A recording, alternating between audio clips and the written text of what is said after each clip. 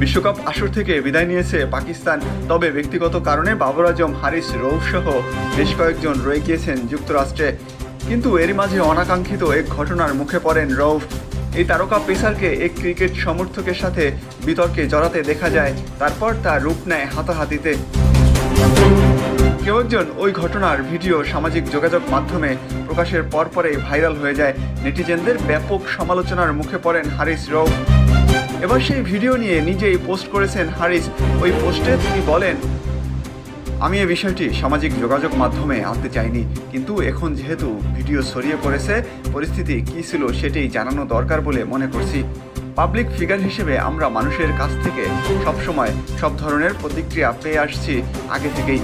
তারা আমাদের সমর্থন কিংবা সমালোচনা করে, কিন্তু যখন এটি আমার বাবা মা কিংবা পরিবারকে জড়িয়ে, তখন আমি প্রতিক্রিয়া দেখাতে দ্বিধা করব না।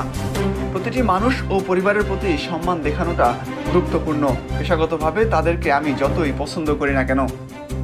তবে ঠিক কিভাবে ওই ভক্ত রৌফকে রাগিয়ে দিয়েছেন সেটি উল্লেখ না করলেও ওই ভক্ত তার পরিবারকে অসম্মান করে কিছু একটা বলেছেন, তার এই ইঙ্গিত মিলেছে। অন্যদিকে পাকিস্তান ক্রিকেট বোর্ডের চেয়ারম্যান মহসিন নাকভি এক টুইট তথা এক্সে বলেন, হারিস রৌফের সঙ্গে হওয়া ন্যাক্কারজনক ঘটনার তীব্র নিন্দা জানাই।